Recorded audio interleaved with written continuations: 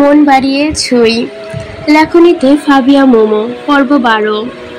রাতে সেই চুমুক ঘটিত ঘটনার পর আর কোনো ঝামেলা হয়নি। মাহাতিমের কাছ থেকে অনাকাঙ্ক্ষিত ইশারা পেয়ে বুদ্ধি দরজা তখনও খোলেনি মেহিনুরের। কেন মাহাতিম চায়ের কাপে সেই চুমুকানো আঙ্গুলে টোকা মারল সেটা নিয়ে পুরো রাত ভেবেছে মেহিনুর, কিন্তু আফসোস সে কিছুই ধরতে পারেনি।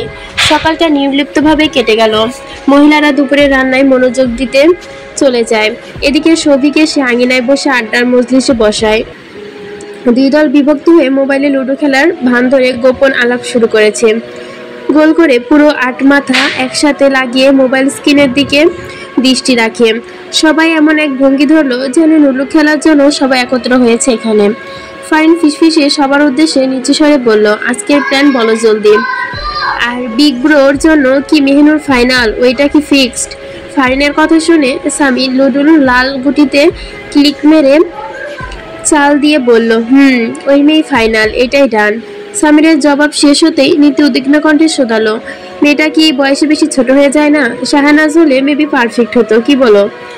নীতির বেকুব মার্কার কথায় চটে উঠলে তৌফু ভুরু কুচকে রাগে সরে তাকালো ওর দিকে। নিচু সুরে ক্রোধী হয়ে বলল, তোর নাম নীতি না হয়ে দুর্নীতি হলে ঠিক হতো। যদি আরেকবার এমন বিচমার্কার কথা বলিস থাপড়ায় একেবারে কানের লতি লাল বানাই দিমু। তৌফির উগ্র কথায় বিরক্ত হলো নীতি। নিজেকে সামলে কিঞ্চিত পরিমাণে রাগ দেখালো। তোমার সমস্যা কি তৌফু ভাই? কথায় কথায় এমন থাপ্পড় মারতে আসো কেন? হ্যাঁ, মেহনুর যে বয়সে ছোট সেটা কি তুমি বুঝতে পারো না? ওই মেয়ে যদি ভাইকে দেখে ভালো করতে না পারে তাহলে তোমরা কি করবা? তাছাড়াও মেহনুর যে ভাইয়ের দিকে এক নজরেও তাকায় না সেটা খেয়াল করছো? নীতির কথায় যুক্তি আছে দেখে সবিক মুখ খুলল।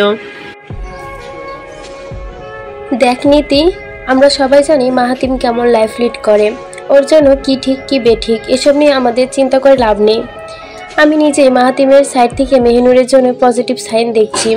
যদি এই সাইনটা হেভি ছিল না, তাও ফার্স্ট টাইমের জন্য আমি মাহাতিম আনসারির মধ্যে এমন একটা নেচার দেখে বড় সৌভাগ্যের ব্যাপার। তুই নিজেও একবার ভেবে দেখ, একটা ছেলে কি শুধুই কারণ ছাড়া একটা মেয়ের জন্য আরেকটা মেয়ের উপর শোধ তুলবে? সুরাইয়া যে হাল করেছে অ্যান্টাসিড আমরা সবাই বুঝে গেছি। He is on the line. এই বেহুদা কারণে কারো প্রতি সদয় হতে চায় না। তোদের সাথে কিছু উল্টাপাল্টা করতে নিলে যে একটা অবস্থা করবে এটা বলার আর প্রয়োজন রাখে না। জাস্ট এটাই মাথায় রাখ, মাহাতিম যেন ভুলেও এখান থেকে যেতে না পারে। ওর পাসপোর্ট কোনোভাবে ওর হাতে দিবি না। সৌভিক শাসানোর বাণী শুনে সবাই সম্মতি দিয়ে সৌভা ভঙ্গ করলো। ফারিন ও প্রীতি পুকুর পাড়ে চলে গেল। শ্রমিক চলে গেল নিজের রুমে। এদিকে নীতি কোনোভাবে ঠাঁই হতে পারছিল না। বারবার মনে হচ্ছিল মাহাতিমের জন্য মেহনুর ঠিক হবে না। তবুও নিজের মনকে বুঝে দিল মাহাতিমের জন্য এটা সম্ভবত বেটার অপশন। মেহনুর ঠিকই আজ নয়তো কাল মাহাতিমের প্রতি নরম হয়ে যাবে। মনের মধ্যে যতটা ভয়ভীতি থাকবে সেটা একটু একটু করে দূর হয়ে যাবে ওর। শাহানাজের সাথে অল্প গল্প করার জন্য নীতি ওর রুমের দিকে যেতে থাকলো। নীতি নিজের মনে যখন এসব চিন্তা করছিল তখন হঠাৎ দৃষ্টি সাবার রুমের দিকে আটকালো। সাদা শার্ট পরুয়া তরুণ সাবার রুমে ঢুকে দ্রুত ভেতর থেকে দরজা আটকে দিচ্ছিল। এমন আশ্চর্যজনক দৃশ্য দেখে কয়েক মুহূর্তেই যেন স্তব্ধ হয়ে গেল নীতি। কি দেখলো চোখে? সাবার রুমে তরুণ ঢুকে দরজা আটকে দিয়েছে।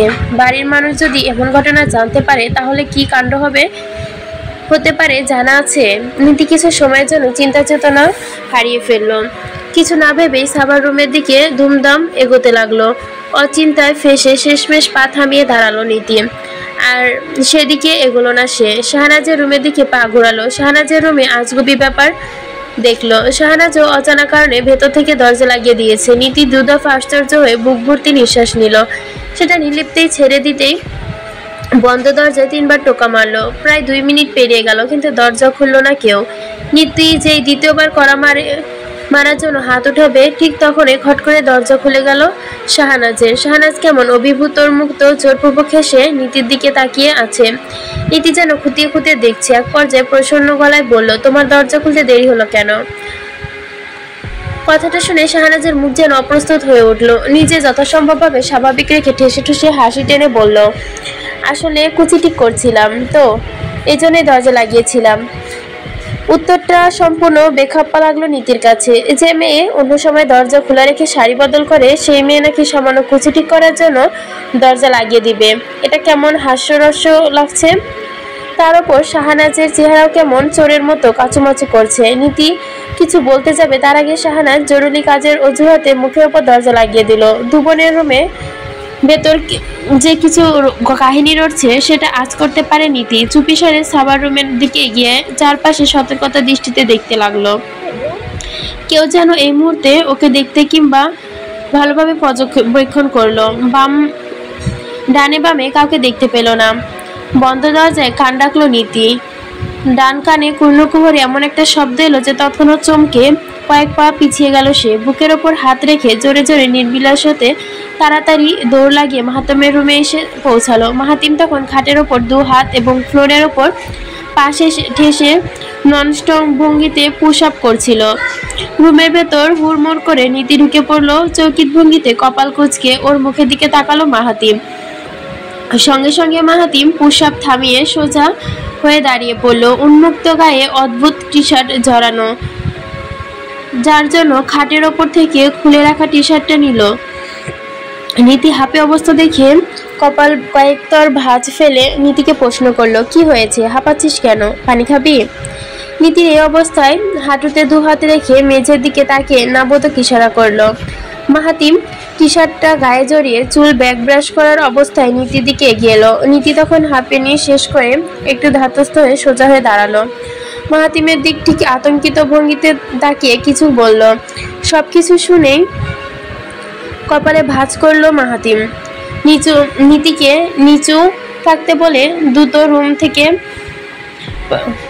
নীতিকে চুপ থাকতে বলে দ্রুত রুম থেকে পাঠিয়ে দিল। ঘটনারও তলিয়ে দেখার জন্য চিন্তা করতে লাগলো সে।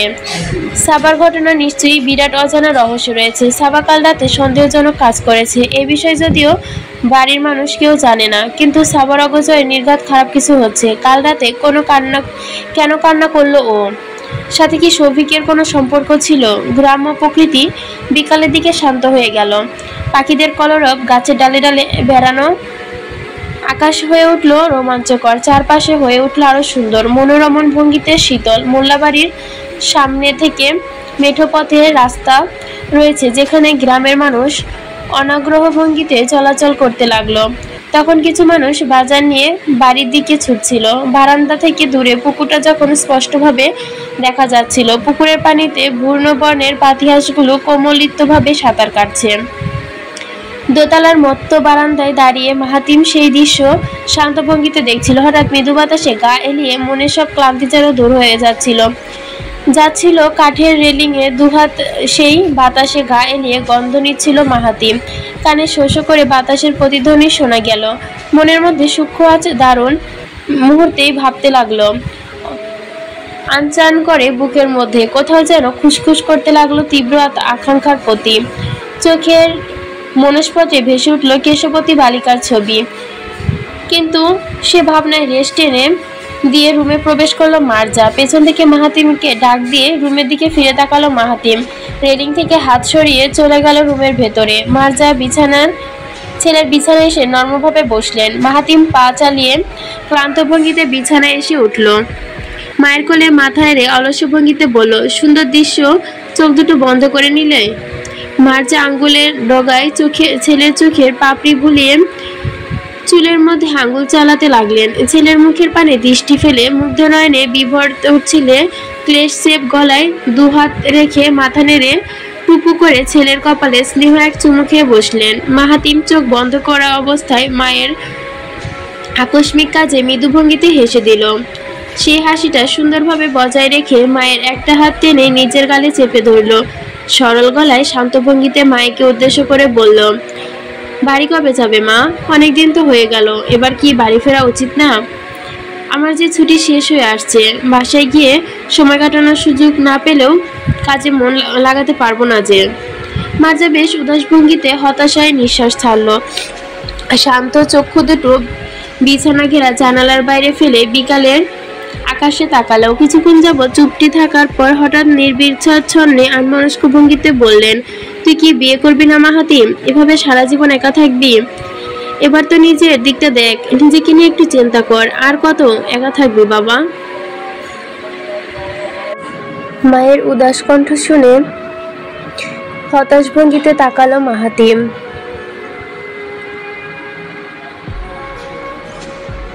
মায়ের মুখে বিরস দরুন দেখলো, দৃষ্টি দুটো কেমন নিগ্রণ। গলার ওপর থেকে মায়ের হাতটা টেনে ঠোঁটের ওপর আনলো মাহাতিম। চোখ বন্ধ করে হাতের তালুতে নিজের উষ্ঠ ঠোঁট লাগিয়ে বলল, সে শক্তহীন লাবণ্য কুচকানো চামড়ার হাতটা নিজের দু হাতের মাঝে আঁকড়ে ধরল। নিচু স্বরে আক্ষেপের ভঙ্গিতে মার্জার দিকে তাকিয়ে বলল, বিয়ে নিয়ে তর্ক করতে চাই না মা, এ ব্যাপারের জন্য একদম ফোর্স করো না। তুমি এসব ব্যাপারের জন্য আমাকে একা ছেড়ে দাও। আমি সত্যি এই মুহূর্তে বিয়ের জন্য আগ্রহী নই। মার্জা ছেলের বিমোহিত ভাব দেখে তৎক্ষণাৎ জানালা থেকে মুখ ফিরিয়ে তাকালেন। মাহাতিমের দিকে প্রশ্নবিদ্ধ চাহনিতে কপাল কুঁচকিয়ে জিজ্ঞেস করলেন, এখানে তোর সমস্যা কোথায় মাহাতিম? উল্টো তোর বউ খোঁজার জন্য তোর মামিকেও কাজে লাগিয়ে দিয়েছি। মাহাতিম, তুই একটা আবার হ্যাঁ বল, আমি তোর জন্য সব থেকে সুন্দরী গুণবতী রূপসী বউ নিয়ে আসবো। তুই শুধু সম্মতি দে মাহাতিম, আর একা থাকিস না। অন্তত একটা বার বিয়ে কর, আমার জন্য মেয়ে নিয়ে যা। আমার মেয়ে পালার শখটা পূরণ কর মাহাতিম। তুই তো ছুটি কাটিয়ে চলে যাবি, এদিকে আমার দিকটা কখনোই চিন্তা করিস না। ভেবেছিস আমি কেমন করে বাড়িতে একা থাকি? মাহাদির জন্য পুরো সময়টা ছেড়ে দিলেও আমার মন তো সেই কবে থেকে মেয়ের প্রতি আটকে গেছে। এবার অন্তত হ্যাঁ বলে দে মাহাতিম। তুই একবার হ্যাঁ বলে আমি খবর পাঠিয়ে দিব তোর মামিকে, সবকিছু পাকা করে ফেলবে। মাহাতিম উত্তর দিল না। আমি শেষের মতোই চুপ করে রইল। কিন্তু চুপের রেশ বেশিক্ষণ না যেতেই হঠাৎ করে বিগলিত কণ্ঠে বলল, মা, আমার বউ নিয়ে এত এক্সাইটেড কেন? আমার বয়স কি চোখে দেখেছো? আমার সাথে যেগুলো পড়তো সেগুলোর 25-এর মধ্যেই বিয়ে করে 2 বাচ্চার বাপ পর্যন্ত হয়ে গেছে। এই তথ্য যদি বাইরে পাচার করি, ভদ্রলোক ঘরের মেয়েকে কিন্তু আমার জন্য আসবে না। বাকি রইল স্ট্যাটাস আর ক্লাস, সেগুলো দেখে বিয়ে করার জন্য অবশ্যই মেয়ের কমতি হবে না। কিন্তু তুমি তো জানো আমি এসবে অভ্যস্ত নই। এসব মেয়ে দেখলে আমার মুখ কম, হাত চলে বেশি। এজন্যই বলছি আমাকে এসবে টেনো না, আমি যথেষ্ট ভালো আছি। মার্জা ছেলের কথা শুনে কঠিন কণ্ঠে কিছু বলবেন অমনি দরজা দিয়ে হুটমুট করে মাহাতি এসে ঢুকলো। বিছানার কাছে এসে মায়ের সামনে দাঁড়িয়ে ব্যস্ত ভঙ্গিতে বলল, মা, তুমি কি একটু আসবে? নানা ভাই ডাকছে। মার্জার এই মার্জা ওর অস্থিরতা দেখে কিছুটা বিচলিত হলেন। প্রশ্নোক্ত দৃষ্টিতে তাকিয়ে চট করে জিজ্ঞেস করলে, জানতে পারলেন হান্নান শেখ এক আত্মীয় বাড়িতে নেওয়ার জন্যই মার্জাকে ডেকেছে। মার্জা চটপট সে ডাকে সাড়া দিয়ে সুজলার সাথে বাইরে চলে গেছে। এদিকে মাহমুদাও মেহনুরের খালাকে দেখতে একসাথে বেরিয়ে গেল।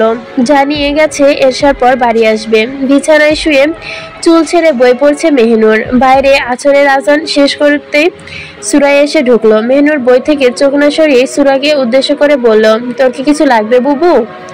সুরাইয়া বেনি দুলিয়ে বিছানায় বসে বলল, লাগলেও তোর থেকে অনুমতি নেই না আমি, এটা তো তুই ভালো করে জানিস।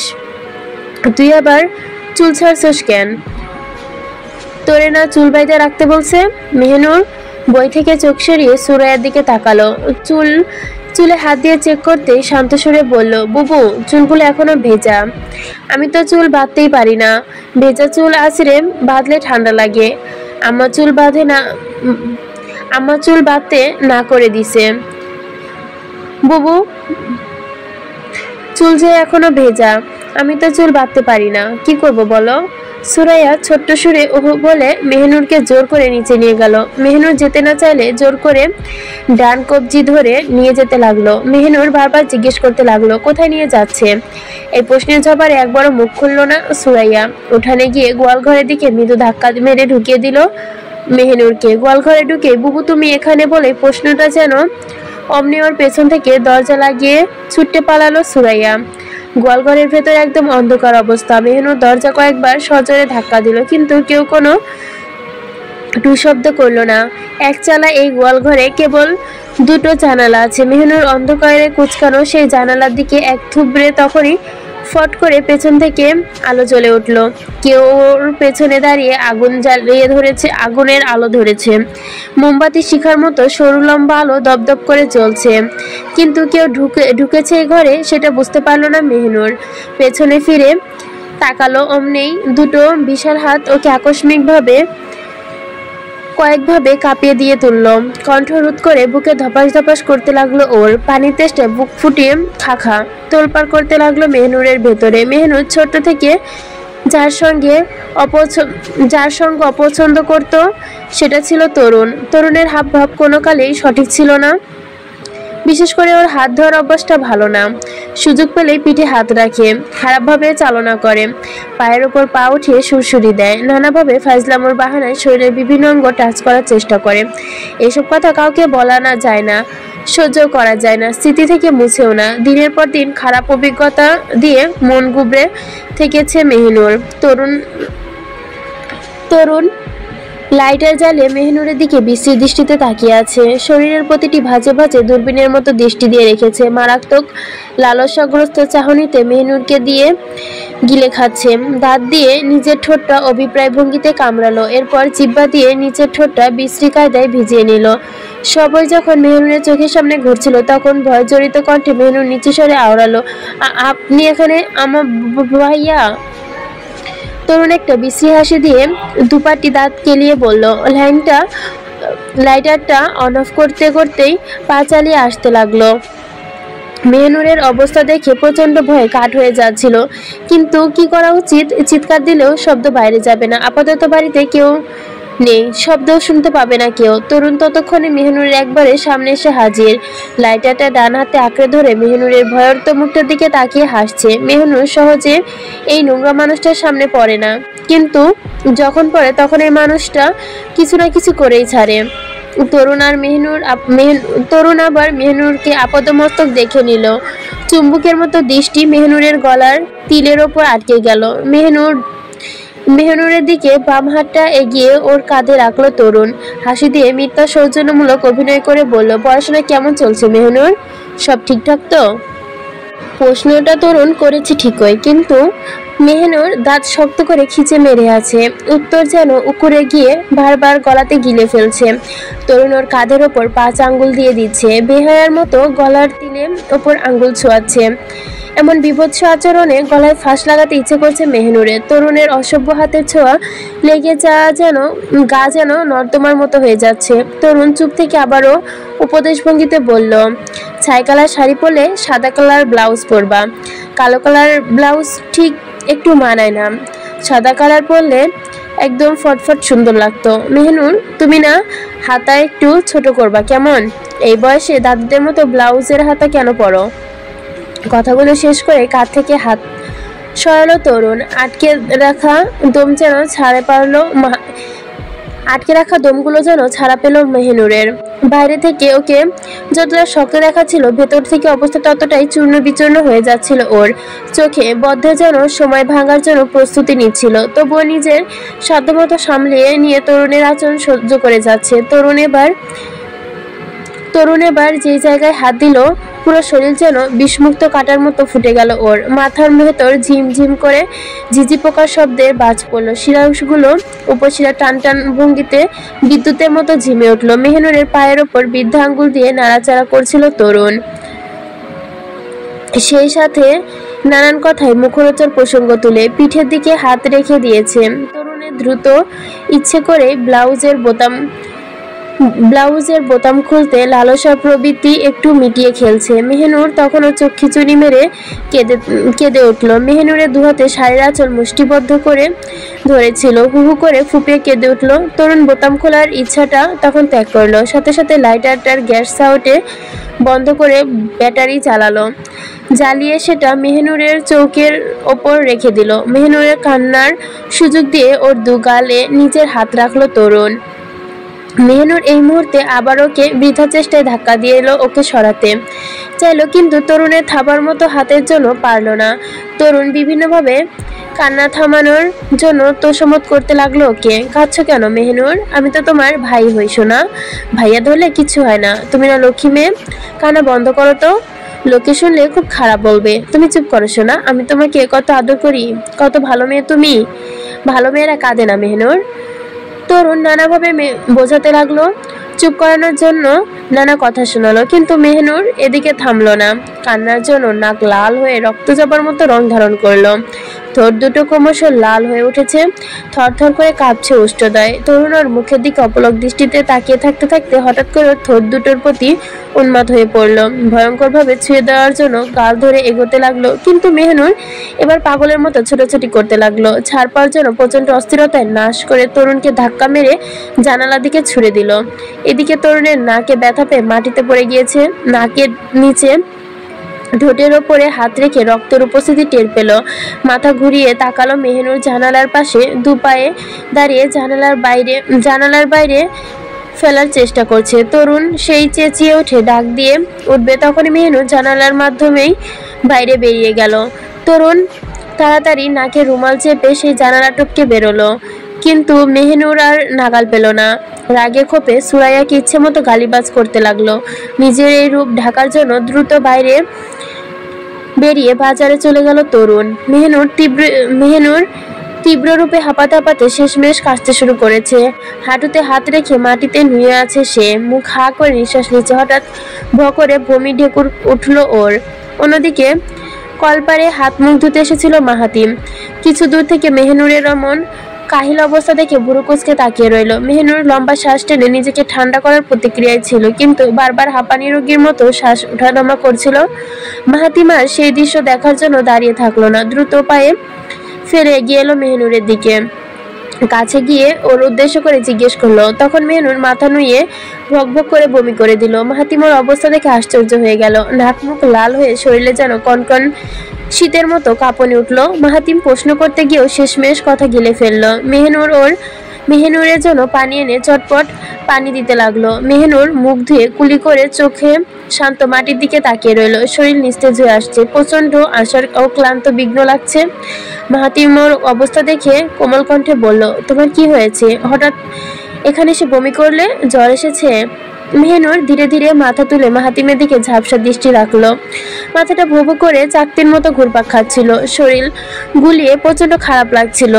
একটুও কথা বলার শক্তি পাচ্ছিল না। আজ ইচ্ছে করছে প্রশ্নগুলোর উত্তর দিতে, কিন্তু এই অসভ্য লোকটা সবিস্তারে সব খুলে বলতে, কিন্তু শরীরের সাই যেন দিল না একটুও মেহনুরের। আধো আধো চাহনিতে পলক ঝাপটাতে লাগলো। মেহনুরের অমন অভিব্যক্তি দেখে মাহাতিম একটু সরে আসলো, কিন্তু অবাকের বিষয় হলো মেহনুর একদম ভয় পেল না, এক পা পিছিয়েও গেল না। ওকে দেখে থরথর করে কাঁপলো না, কেমন নিষ্পলক দৃষ্টিতে তাকিয়ে থাকলো মাহাতিমের দিকে। মাহাতিম আরেকটু এগিয়ে এলো, মুখের পানে শান্ত দৃষ্টি ফেলে তাকালো। মেহনুর এবার ওর থেকে এগোনো দেখে চমকে উঠল না। দানবীয় দেহের উচ্চ লম্বা মানুষটি আসলে খুবই লম্বা। তার সামনে দাঁড়ালে নিজেকে একদম একটুকুনি লাগে। ওই প্রশস্ত বুকটার দিকে তাকালে মনে হয় আস্ত একটা রাজ্য যেন গ্রোগ্রাস করতে এসেছে। মাহাতিম ওর ভঙ্গিতেই ওকে উদ্দেশ্য করে সুরে বলল, খারাপ লাগছে? কোলে তুলবো? মেহনুর এই প্রশ্নের জবাবে হ্যাঁ বা না কিছুই বলো না। চোখের পাতা হিংস্রভাবে বন্ধ হয়ে আসছে ওর। চিন্তার চাকাও যেন কাজ করছে না। মাহাতিমের এই অবস্থা দেখে নেভি ব্লু শার্টের স্লিভ কনুই তুলে ফেললো। ওর ঘাড়ের নিচে হাত দিয়ে দু হাঁটুর নিচে হাত রেখে কোলে তুলে নিল। মেহনুর চোখ বন্ধ করে সমস্ত ভর মাহাতিমের বাহুর ওপর ছেড়ে দিল। বন্ধ চোখ জোড়ার দিকে অপলক তাকালো মাহাতিম। প্রচন্ড উৎকণ্ঠায় ওর বুকের ভেতরটা যেন ধসে এলো। সাথে সাথে দৃষ্টি ফিরিয়ে নিজেকে শান্ত করলো সে। মেহনুরের মুখের দিকে একদম দেখা যাচ্ছে না। পথিমধ্যে তৌফের সাথে দেখা হলো। তৌফা আশ্চর্য চক্ষু তারা বিরাট বড় করে তাকিয়ে আছে। মাহাতিমকে সংক্ষিপ্ত ঘটনা বলতে, ক্লান্ত কি রাস্তা ক্লিন করে সেটা দেখাতে বলল। তৌফা সবকিছু চেক করে মাহাতিমের নিশ্চিত করলো যেতে পারো। তা মাহাতিম সোজা আঙিনা পেরিয়ে সিঁড়ি ধরে মেহনুরের রুমে গিয়ে থামলো। ওকে বিছানায় শুয়ে দরজার ভেতর থেকে খিল তুলে আটকালো। পুনরায় ফিরে এসে মেহনুরের কাছে এসে বসলো। মেহনুর ততক্ষণে যেন গভীর নিদ্রায় তলিয়ে গেছে। ওর ম্লান মুখটার দিকে তাকালো মাহাতিম। একটু এগিয়ে এলো ওর মুখের কাছে। চিকন চিকন আঙ্গুলগুলো ধরার জন্য আবার মন ব্যাকুল হয়ে উঠেছে। নিজেকে কঠোরভাবে সংযত করার ওর মাথায় হাত রাখলো মাহাতিম। ধীরে ধীরে কপালে হাত থেকে মাথায় হাত বুলাতে লাগলো। মেহনুরের মুখের দিকে তাকিয়ে আনমনস্ক ভঙ্গিতে বলল, তোমার শরীরে তো জ্বর নেই, কিন্তু বমি করলে কেন? তোমার অবস্থা দেখে মনে হচ্ছিল কেউ তোমাকে গলা টিপে ধরেছিল। মাহাতিমের কণ্ঠ শুনে হোক বা অন্য কারণেই হোক, মেহনুর কিছুক্ষণ পর ঘোরের মধ্যে অনবরত বলতে লাগলো, বমি পাচ্ছে, বমি করব, বমি পাচ্ছে। মাহাতিম ওর কথায় অস্থির কণ্ঠে বলল, বমি করবে? তুমি তো হুঁশে নেই, তুমি চোখ খুলো তো। তুমি কি শুনতে পাচ্ছ? মেহনুরের গালে থাপ্পড় দিতে অচেতন